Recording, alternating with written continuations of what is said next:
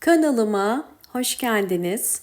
Bugün sizlere menekşelerin çiçek açabilmesi için 5 önemli püf nokta göstereceğim. Eğer menekşeleriniz uzun süredir çiçek açmıyorsa bu anlatacağım püf noktalara mutlaka dikkat etmenizi tavsiye ederim. İlk olarak doğal bir gübre hazırlayacağız. Bu yöntemde ihtiyacım olan yumurta kabuğu. Yumurtanın kabuklarını kırıyorum.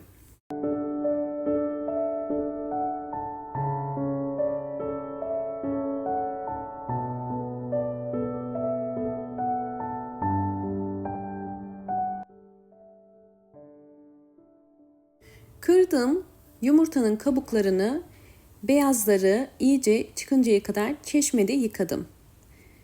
Şu anda yumurta kabuklarının içi temiz ve bunları güneşte kurutacağım ya da fırında da kurutabilirsiniz.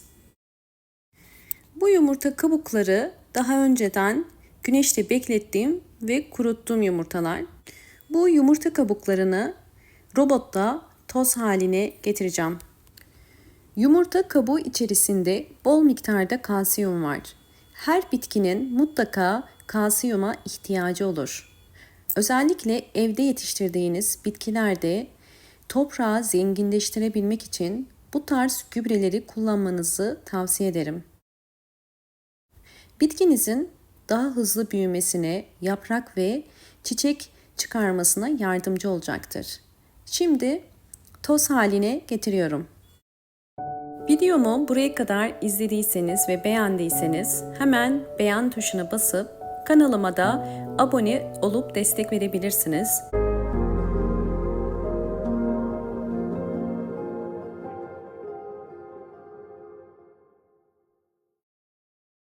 Yumurta kabuklarını küçük parçalar haline getirdim. Aslında toz haline getirecektim. Bu kadar oldu. Sizler isterseniz toz haline de getirebilirsiniz. Bu hale getirmemizin nedeni daha hızlı aktifleşebilmesi için. Bildiğiniz üzere yumurta kabuğunda çok yüksek kalsiyum var ve bu kalsiyumun suda daha hızlı aktifleşebilmesi için toz haline getiriyoruz. Evet, şu anda hazır. Şimdi 1 yemek kaşığı yumurta kabuğu tozunu bir kabın içerisine koyuyorum. Üzerine kaynar su koyacağım. Bu işlemi yapmamın nedeni daha hızlı kalsiyumun suya geçmesi. Kaynar suyu ilave ediyorum. Ve 1 litre ölçü olarak. Daha sonra bunun kapağını kapatıp bunun soğumasını bekleyeceğim. Fakat isterseniz bir gece bekletirseniz çok daha kalsiyum açığa çıkacaktır. Eğer aceleniz yoksa bir gecede bekletebilirsiniz. Şimdi bunu soğuması için bir kenara bırakıp bekleteceğim. Suyum soğurken menekşelerde 5 püf noktayı sizlerle paylaşacağım. İlk olarak menekşeye nasıl su verilir ve gübre verimi nasıldır bunları açıklayacağım. Menekşenizin ekili olduğu saksının altı mutlaka delikli olmalı ve ikinci saksı kullanmalısınız. Su verdiğiniz zaman bu deliklerden mutlaka süzülüyor olabilmesi gerekiyor. Bu menekşenizin büyümesini hızlandırır. Menekşeleri sularken dikkat etmeniz gereken gövde kısmına su değmemesi gerekiyor. Çünkü bu tarz sulamalarda menekşe hızlı bir şekilde yaprakları çürür ve solmaya başlar. Bu yüzden menekşeyi sularken hiçbir zaman üstten sulamanızı tavsiye etmem. Ve menekşeye su vermeden önce suya ihtiyacının olup olmadığını anlamak için toprağına dokunun. Eğer toprağı bu şekilde kuru ise sulama zamanı gelmiş demektir. Menekşe toprağını zenginleştirebilmek için yumurta kabuğu tozunu kullanacağım.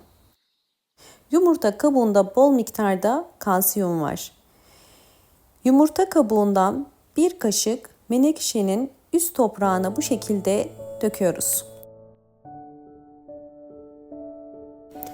Daha sonra kaşığın arka kısmıyla toprağı karıştırıyorum. Bu şekilde yumurta kabuğunun toprak ile karışmasına yardımcı oluyoruz. Ve böylelikle her sulama zamanında menekşe vitamin ve mineral desteğini sağlamış olacağız.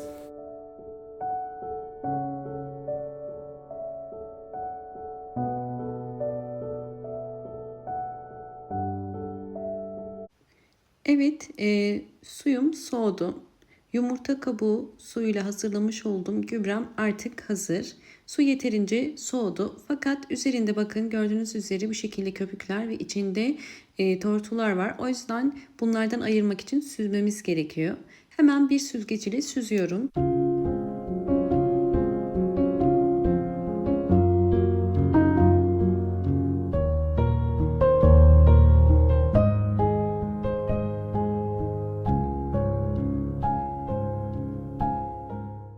Çiçeksiz menekşeleri bu karışımdan 8 yemek kaşığı kadar verebilirsiniz. Menekşe bakımında çiçek açması için mutlaka sıvı bitki besinlerini dönüşümlü olarak vermeniz gerekiyor.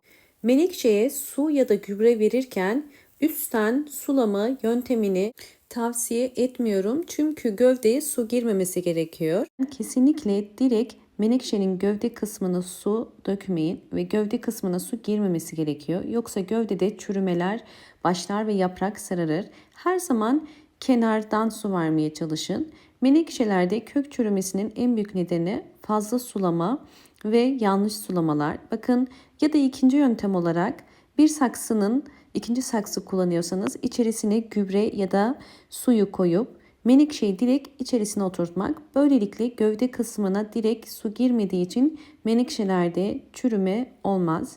Bu karışımı ayda bir kere vermeniz yeterli. Menekşemin gelişimini sizlerle zaman içerisinde tekrar paylaşacağım.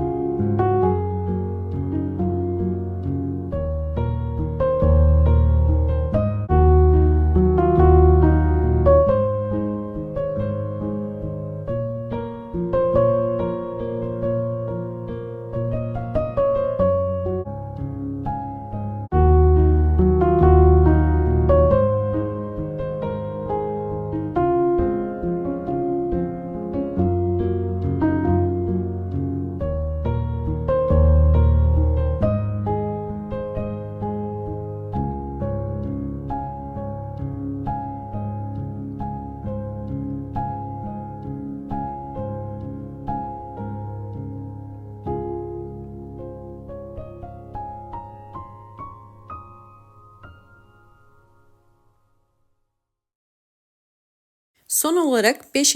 püf nokta toprak seçimi. Menekşeler için nasıl bir toprak seçimi yapmamız gerektiğini paylaşacağım.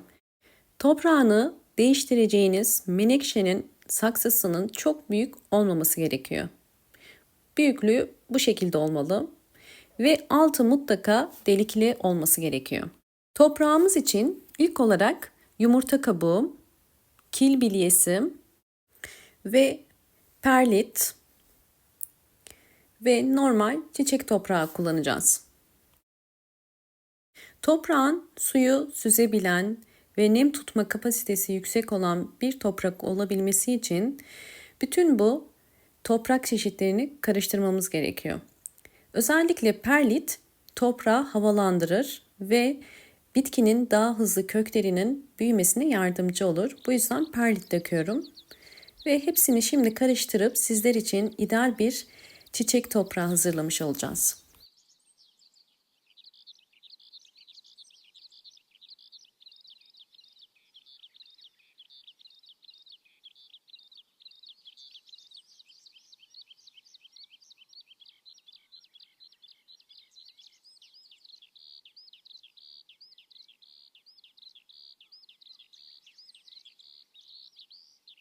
Çiçek ekerken drenaj oluşturabilmesi için saksının en altına kil bilyesi koyuyoruz. Ve daha sonra hazırladığım torflu toprağı da üzerine koyuyorum.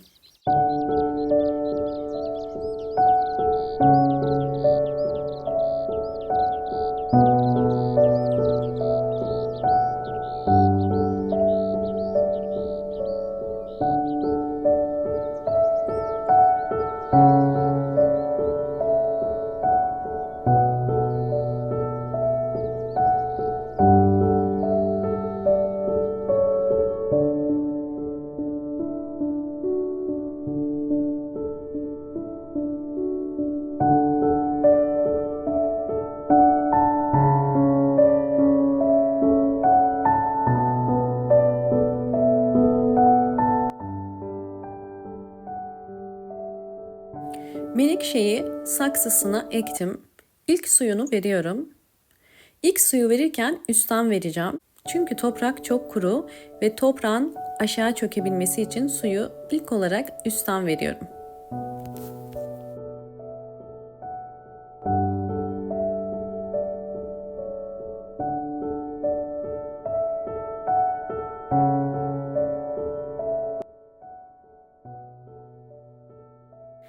Ve daha sonraki zamanlarda sadece saksının altına su koyarak menekşenin su ihtiyacını karşılamasına yardımcı olabilirsiniz. Aynı yöntemle ektiğim ve büyüttüğüm bu da başka bir menekşem. Şu anda gayet sağlıklı ve canlı yaprakları var ve artık çiçek vermek için hazırlanıyor. Sizlerle tüm menekşe bakımının püf noktalarını paylaştım. Umarım bu videom sizler için faydalı olur.